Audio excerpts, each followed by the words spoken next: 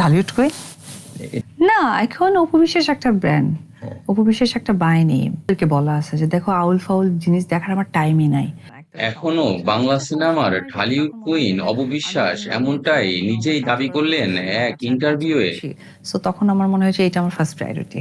না, এখন উপবিশেষ একটা ব্র্যান্ড, উপবিশেষ একটা বাহিনী, এবং এটা অল ক্রেডিট গোজ ডেফিনেটলি আল্লাহ, সৃষ্টিকর্তা। সম্প্রতি পূজা চেরির নাম বারবার উঠে আসছে বাংলা সিনেমার ঢালিউড কুইন নামে, কিন্তু এখনই ঢালিউড কুইন নামে পূজা চেরির নাম মানতে নারাজ অপবিশ্বাস। কে কিভাবে নেবে, তো ওই মানুষগুলো আমাকে নিয়ে ভুল করছে, সো আমার একটা পরিপূর্ণ জিনিস দেখার পর খুঁজে বের করছে। I am really proud. Dhallywood কই, কারণ আমি আসলে আমি বললাম না যে আমার যারা হচ্ছে সোশ্যাল মিডিয়া আমারটা দেখে, আমার কিছু ছেলেপেলেরা আছে, তারা দেখে আমাকে যখন জানায়, আর আমি ওদেরকে বলা আছে যে দেখো আউল ফাউল জিনিস দেখার আমার টাইমই নাই।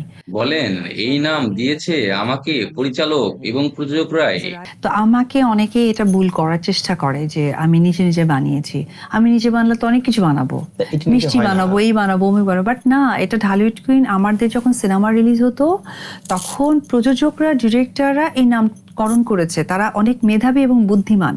ওই সিনেমার আগেই ওই কিং খান, ঢালিউড কুইন এই নামটা তারা দিয়েছে। এটা আমার তৈরি করা না, কারণ যে সময় আমি কাজ করেছি তখন আসলে এত সোশ্যাল মিডিয়া ছিল না, আর এত সোশ্যাল মিডিয়াতে এত কিছু আমাদের দেওয়ারও সুযোগ ছিল না। অবশ্যই দুটো সিনেমা না, 3টে সিনেমা সাইন করেছি, একটা ওয়েভ আর দুটো হচ্ছে কি ফুল মুভি।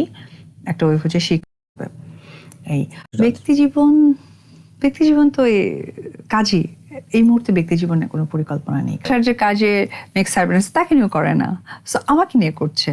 কতটা ইম্পর্টেন্ট মানুষের লাইফে, কিন্তু আমি এখন ভিডিওটি লাইক দিন, সাবস্ক্রাইব করুন এবং অবশ্যই কমেন্টস বক্সে আপনার মতামত জানাবেন।